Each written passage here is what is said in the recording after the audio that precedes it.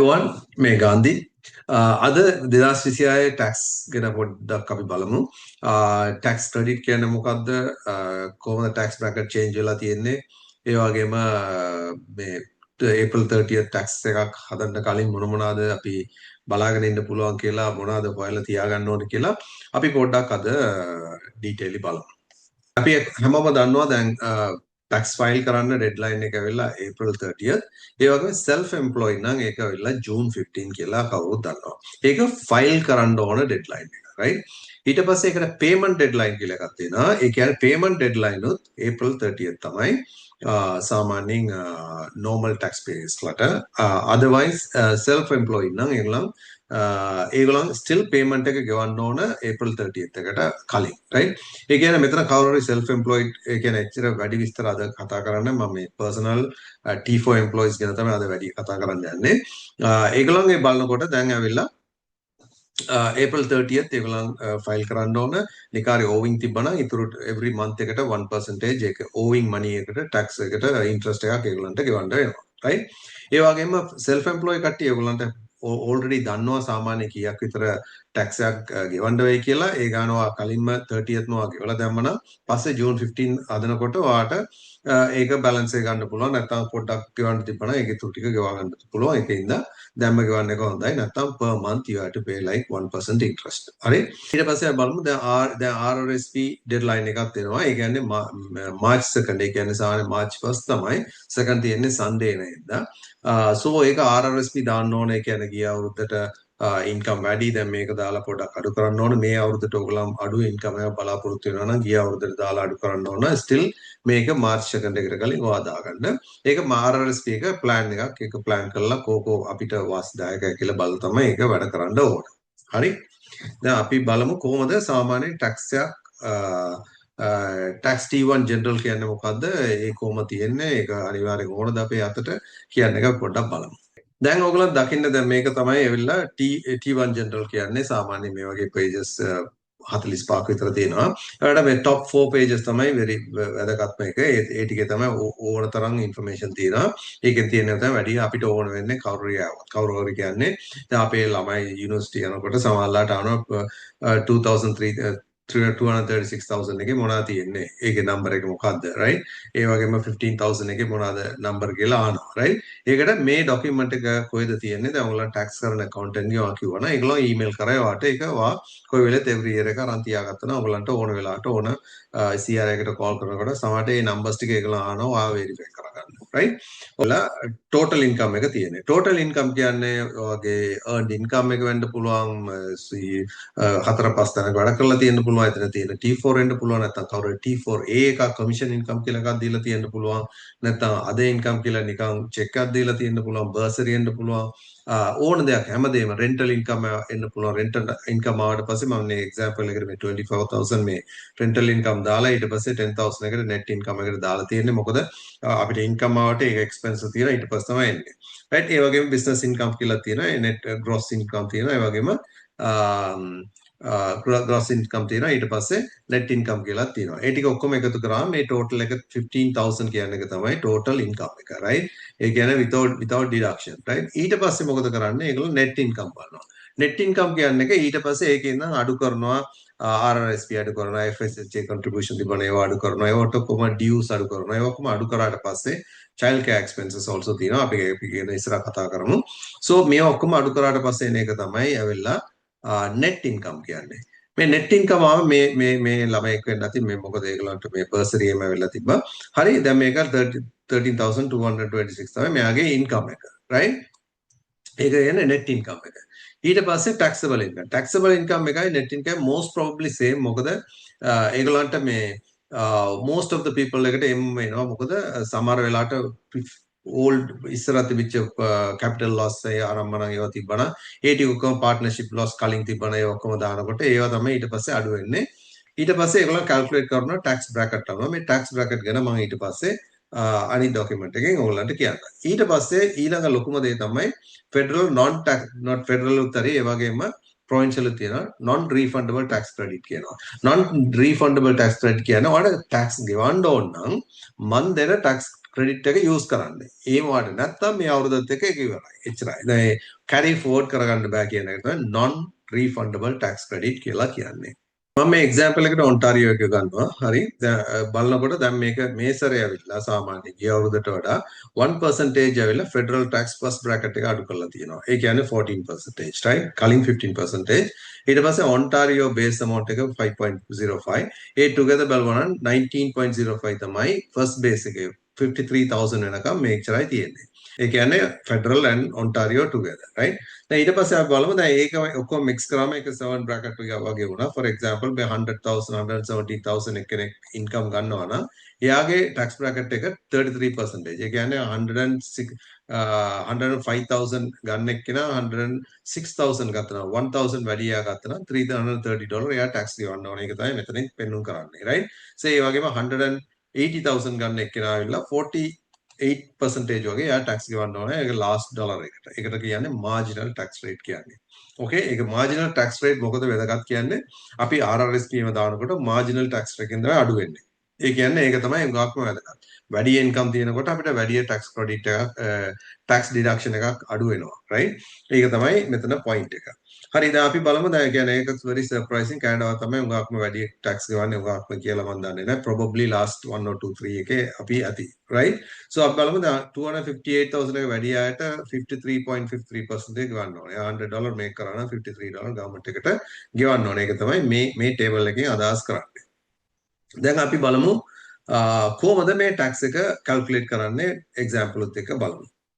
ඊළඟ එක තමයි ටැක්ස් ක්‍රෙඩිට් කියන්නේ. ටැක්ස් ක්‍රෙඩිට් කියන්නේ non refundable tax credit මම කලින් කිව්වා වගේ. දැන් මේ අවුරුද්දට දෙන ගාණ වල තමයි මම මේ අරන් තියෙන්නේ. ඒ කියන්නේ basic personal amount එක 16,000 federal amount එක. මේක federal මේක Ontario amount. right මේ අනිත් points එක ආය බලනවා නම් මේක ඒගොල්ලන්ගේ පොඩි වෙනස්කම් ඇති. ඔයගොල්ලෝ Google කරලා බලා ගන්න පුළුවන්. right so ඒ වගේම the age amount 9,208 කියන්නේ මේ ඔක්කොම කියන්නේ මේ pension amount. මේ ඔක්කොම තියෙන්නේ මේවා තිබ්බනම් ඒ කියන්නේ say for example pension amount කියන්නේ එක ඇවිල්ලා එක්කෙනෙක් 65 එකට පස්සේ යා මොනවා කොහේ හරි නැත්නම් 65 වෙන්න ඕනෙත් නැහැ. කොහේ හරි pension income කියලා එක්කෙනෙක් ගන්නවා නම් එයා ගන්න එක්කෙනාට 2,000 credit එකක් දෙනවා. 2,000 credit කියන්නේ $2,000 දෙන්නේ නැහැ. $2,000 එකේ මිනිමම් රේට් එකෙන් දෙනවා. ඒ කියන්නේ 19.5 මේ හිටියනම් total 19.5% of $2,000. ඒ කියන්නේ say 20% කියලා ගමුකෝ. එහෙම ගත්තා 2,000 එකේ එයාට දැන් මෙයාට $400 ක්‍රෙඩිට් එකක් තියෙනවා. ඒ කියන්නේ මෙයා ටැක්ස් එකක් ගෙවන්න යනකොට එයාට $2,500 ටැක්ස් ගෙවන්න ඕන කියලා ආවනම් ඒකෙන් මේකේ ඉඳලා එයාට $400 අඩු කරගන්න පුළුවන්. ඒක තමයි එතන මීනින් වෙන්නේ. right so ඒ වගේම මේ tax rate disability tax rate බලනවා $10,000 තියෙනවා.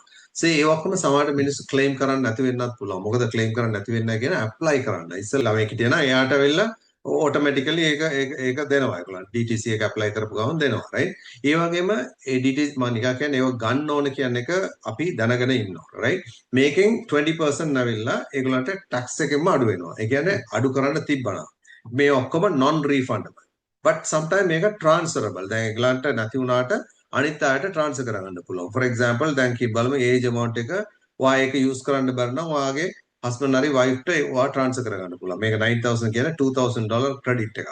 ඒ කියන්නේ wife husband ට tax එකක් නැහැ කියමු. wife ට 5,000 tax එකක් ගෙවන්න ඕන කියමු. මේ 2,000 එක එයා එතනින් අඩු කරගන්න පුළුවන්.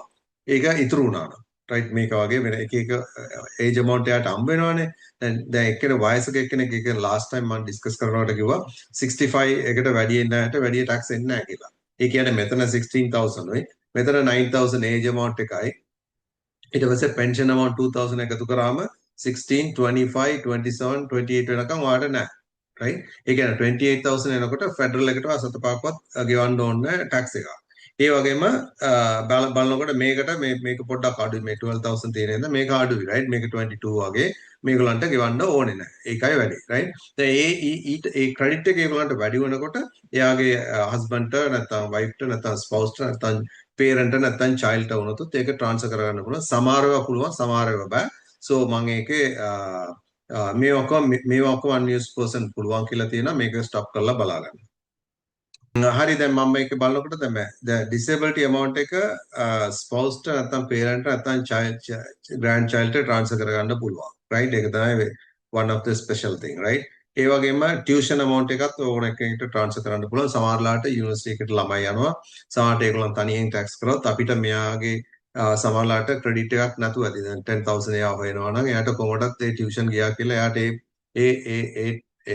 ඒ ටියුෂන් amount එක යූස් කරගන්න බෑ. ඒ වගේම එයාට ෆියුචර් එකට ගන්න පුළුවන්. එහෙම නැත්නම් ඔයගලන්ට ට්‍රාන්ස්ෆර් කරගන්න පුළුවන් මේ ඒ කරන්ට් ඉයර් එකේ රයිට්. ඒක ඔයගලන් accountantගේ යාලා වාදනගන්න. So total income එක මේක එන්නේ. කොහොමද මේක එන්නේ? එයා employment income එකක් 92000 හම්බ වෙලා තියෙනවා.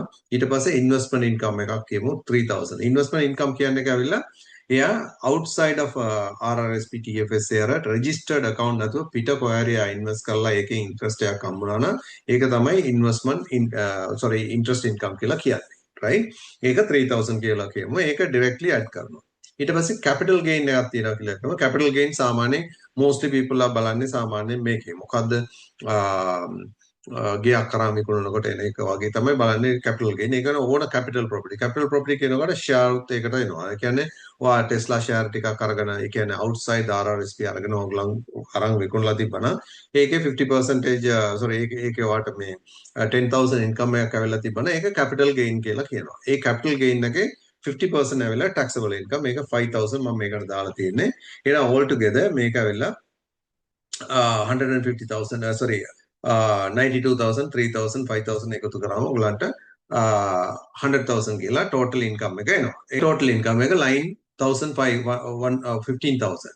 සාමාන්‍යයෙන් මේ line එකේ තියෙන ගාන සාමාන්‍යයෙන් ඕන දැන් මොන හරි application එකක් දානකොට නැත්නම් CRA call කරනවා අහනවා මේ 2026 tax return එකේ line 15,000 එකේ මොනවද තියෙන්නේ නැත්නම් 2024 එකේ මේ කොච්චරද ඒකෙන්ද මේ T1 general ටික ඕගලන් වැඩේ දැන් කියන්නේ tax එක ගෙවුනාම මතක නැතුව ඔක්කොම අහන්න කිව්වනම් ඒක 42 pages විතර තියෙනවා first 6 pages තමයි ඔයගලන්ගෙන් ප්‍රශ්න ආන්නේ මොන හරි අහනවා okay බලමු net income මොකක්ද net income කියන්නේ කැවිලා ඒකේ ඉඳන් contribution RRSP කලින් බැලුවා වගේ RRSP එක අඩු කරගන්න පුළුවන් professional dues කියලා. ඒ කියන්නේ අපි මොනකට හරි අපි subscription ගෙවනවා ඇති right accountancy හරි මොන හරි ඔයගොල්ලෝ මොන හරි job එකක් කරනකොට ඒ professional fees තියෙනවා. ඒ ටික ඔක්කොම අඩු කරගන්න පුළුවන්. even though මේ employment එකේ හිටියොත් දැන් ඔයගොල්ලන්ගේ මොන හරි එකක් license එකක් maintain කරනවා නම් නැත්නම් මොන හරි කරනවා නම් ඒ ටික අඩු කරගන්න පුළුවන්. ඒ වගේම child care expenses කියන්නේ කැවිලා දැන් කියමුකෝ දැන් එක්කෙනෙක් අම්මා කෙනෙක් වැඩට යන්න ඕන කියලා අම්මා හරි තාත්තා කෙනෙක් ළමෙක් බලනවා නම් එයා යනකොට දැන් ඒගොල්ලන්ට එක්ස්පෙන්ස් වෙන්න පුළුවන් right ඒ එක්ස්පෙන්සස් වෙන්න එක්කෙනා වෙලා දැන් එයා යනවා නම් එයා දැන් කියන්නේ 8000 to 8000 ඒ කියන්නේ under 7 years නම් සාමාන්‍ය 8000 වෙනකන් claim කරන්න පුළුවන් claim කරනවා කියන්නේ එක ඔයාගේ එක්ස්පෙන්ස් එක අඩු කරගන්න පුළුවන් ඒ කියන්නේ සේ ඔයගොල්ලන්ගේ අම්මා හරි නන්දා හරි කවුරු හරි ඉන්නවා කියලා කියමු එයා ඉන්කම් එකක් ගන්න පුළුවන් කෙනෙක් නම් ඔයාට 8000 ගෙවන්න පුළුවන් එක ළමයෙක්ට ඔයා බලා ගන්න right ඒක කරපු එක ඔයාගේ ටැක්ස් එකෙන් අඩු කරගන්න ඕනේ ටැක්ස් එකෙන් අඩු කරගෙන ඔයාගේ ඉන්කම් එකෙන් ඒක අඩු කරගන්න පුළුවන් ඒ වුණාට ඔයා මේ 8000 එක ගෙවන්න ඕනේ right ඒ ගෙවනකොට ඒකලා රිසිට් එක එල්ලනවා සින් නම්බර් එක එල්ලනවා ඒකින්ද ඒක පොඩ්ඩක් පරිස්සමෙන් ඒක කරගන්න ඕනේ ඒක අඩු කරගන්න පුළුවන් say 150,000 හොයන කෙනෙක් නම් සාමාන්‍යයෙන් එයාගේ අම්ම කෙනෙක් කරේ නන්ද කෙනෙක් කරේ ඉන්නවා නම් එයා 16 ළමයි දෙන්නෙක්ට 16000 ගෙවන්න පුළුවන් නම් ඒක 16000 එකට ඒ අම්මට ටැක්ස් එක එන්නෙම නැහැ මොකද ඒගොල්ලන්ගේ අප ඉන්කම් ඉඳලා right ඒ වගේම ඒ වුණාට අපි ඒක ගෙවන්නත් ඕනේ ඒ වගේම අපේ ටැක්ස් එකෙන් අඩු වෙනවා right අපිට 46% ටැක්ස් එකක් තියෙන්න පුළුවන් ඒ වගේ හයි ඉන්කම් කරන කෙනෙක්ට හිටියනම් ඒක අමතක වෙන්න එපා ඒ ඔක්කොම කරගන්න පුළුවන් මේ ඔක්කොම මේ ආවට පස්සේ මේ ටික ඩිඩක්ෂන් කරාට පස්සේ මෙයාට net income එක වෙලා line 236 එකට 23,600 එක 85,000 සමහරට මේ වගේ numbers තමයි ඒගොල්ලෝ අහන්නේ මේ කියන්නේ මේක මොනවාරි verify කරන්න හරි ඒ වගේ bursary එකක් මොනවාරි application කරනකොට එම ඒගොල්ලන් ඉල්ලනවා right so මේක තමයි සාමාන්‍යයෙන් taxable income හැටියටත් එන්නේ otherwise you have a specific losses නැත්නම් partnership business එකක් තියලා ඒකේ මොනවාරි අඩු කරන්න ඕන නම් නැත්නම් right so now අපි බලමු මේකම ආවා කියලා දැන් ඊට පස්සේ මොකද කරන්නේ එයාට non refundable tax credit තිබ්බනම් ඒ ටික අඩු කරනවා දැන් මේ basic amount එකට මෙයාට මේ federal amount එක විතරක් බලන්නේ ඒකේ 14% අඩු කරාම ඒ කියන්නේ 16,000 එකේ 14% එක වල 2,300 ඒක අඩු වෙනවා ඒ වගේම CPI premium ගෙවලා තිබ්බනම් ඒ ගෙවපු ගානකටත් ඕගලන්ගේ අර basic tax credit එකක් දෙනවා right ඒකත් ඒක සාමාන්‍ය මේකට $750 එනවා කියලා අපි assume කරමු right ඊට පස්සේ දැන් නිකන් හරි යාට තව ඩිසේබිලිටි තියෙනවද දන්නේ නැහැ, ටියුෂන් ක්‍රෙඩිට් තියෙනවද දන්නේ නැහැ, මෙඩිකල් එක්ස්පෙන්සස් තියෙනවද කියලා අපි දන්නේ නැහැ. සෝ මේවා ටික ඔක්කොම තිබ්බනම් අනිවාර්යෙන් ඒක අරන් මේකේ දාගන්නකොට අපිට ඒක තව ටැක්ස් ගෙවන්න එක අඩු වෙනවා. දැන් මේ රෙගුලර්ලි මේ කියපු ඉන්කම් 85,000 එකට 13,000 ඉන්කම් එක මේ ටැක්ස් එක ෆෙඩරල් ටැක්ස් එකක් ගෙවන්න ඕන. ඒ ෆෙඩරල් ටැක්ස් එකෙන් ෆෙඩරල් ක්‍රෙඩිට් ටික තමයි මේක අඩු කරාම 10,000 ගෙවන්න එකට අඩු වුණා. රයිට්? ඒ කියන්නේ මේ 100,000 ගත්ත එක්කෙනාට almost 10,000 ගෙවන්න ඕන ෆෙඩරල් ගවර්න්මන්ට් එකට විතරයි. right හරි දැන් ඊට පස්සේ යාට සමහරට මේවා තිබ්බනම් say අපි මේ medical expenses ගැන මම පොඩ්ඩක් කියන්න. medical expenses කොහොමද බලන්නේ? lowest income එක්කෙනාට 3% එක බලනවා. ඒක lowest income තියෙන එක්කෙනා කියමුකෝ අපි 10,000 වෙනවා කියලා. දැන් 10,000 ගේ 3% ඇවිල්ලා 300. 300 එකට වැඩි ඒ family එකේ medical expenses තියෙනවා නම් ඒ ටික ඔක්කොම ඒ ටික ඔක්කොටම මේ ටැක්ස් ඒ කියන්නේ මේ 15% කියන්නේ 15 plus 5 10 20% වගේ ටැක්ස් ක්‍රෙඩිට් එකක් හම්බ වෙනවා. ඒ කියන්නේ දැන් මේගොල්ලන්ට $300 කියමුකෝ දැන් අද ඒගොල්ලන්ගේ ලිමිට් එක ඒ 300 එකෙන් ප්ලස් 2300 නෑ 2000 එකේ 20% එක වෙලා $400 ඇවිල්ලා ඒගොල්ලන්ගේ ගෙවන්න ඕන ටැක්ස් එකෙන් අඩු කරගන්නවා. ඒක තමයි මෙඩිකල් එක්ස්පෙන්සස් තියෙන්නේ ටැක්ස් ක්‍රෙඩිට් එක. ඕකේ දැන් ඇවිල්ලා අපිට දැන් ටැක්ස් ක්‍රෙඩිට් එක මොකද්ද කොහොමද මේ ටෝටල් ඉන්කම් මොකද්ද ඊට පස්සේ ටැක්සබල් ඉන්කම් මොකද්ද ඒකෙන් නම් කොහොමද ටැක්ස් එකට එන්නේ ටැක්ස් එක ආවට පස්සේ ඒ ටැක්ස් එකෙන් නම් ටැක්ස් ක්‍රෙඩිට් එක අඩු කරාම ඒ ඉතුරු ටික තමයි ගෙවන්න ඕන ටැක්ස් ඕවින් මේ දවස් 2 months එක තුල මොනාරි ටැක්ස් ක්‍රෙඩිට් එකක් තියෙනවා ඒක මිස් කරලා තිබුණා ඒක හොයාගන්න කරගන්න රයිට් තව පොඩි එක්සැම්පල් එකක් තමයි සමහරලාට අපි හිතන්නේ නැති විදිහට ටැක්ස් ක්‍රෙඩිට් සමහරලාට ගන්න පුළුවන් say for example disability tax credit එහෙම තිබ්බනම් RDSP කියලා එකක් තියෙනවා ඒක retire registered disability savings plan කියන ඒ ඔක්කොම සාමාන්‍යයෙන් $500 දැම්මනම් 1,500 ගවර්න්මන්ට් එකෙන් ගෙවනවා ඒ කියන්නේ 1 to 3 ගෙවන ප්ලෑන්ස් එහෙම තියෙනවා ඒකින්ද සමහරලාට ඒ කියන්නේ දැන් ඒ කියන්නේ ඔක්කොටම නෙවෙයි සාමාන්‍ය disability පැත්තෙන් කවුරු ඉන්නවනේ ඒක හරි ඉම්පෝටන්ට් ඒගොල්ලන්ට ඒක කියන්න පුළුවන් මම මේ ටැමිල් එකේ නම් දාලා තියෙනවා RDSP කියන ෆුල් මේක ඊට මෙඩිකල් එක්ස්පෙන්සස් ක්ලේම් කරන හැටියට ලාස්ට් වීඩියෝ එකක් මේකේ තියෙනවා ඕනනම් බලාගන්න මේ මොකක්ද ඒකට කියන්නේ මේ self employed ගැන නැත්නම් මේ business income ගැන වැඩි මම එච්චර කිව්වේ නැහැ මොකද මේ first step එකේ මේ personal ඒවා කියාගෙන යන්නේ so maybe June 15th එකට කලින් මම මේ self employed employment deduction ගැන පොඩි තව වීඩියෝ එකක් දාන්න thank you very much මේ ගාන්ධි අමතක වෙන්න එපා subscribe කරන්න ඒ වගේම share කරන්න or if you like it please like it thank you very much අපි ආපහු වෙන වීඩියෝ එකක හම්බ වෙමු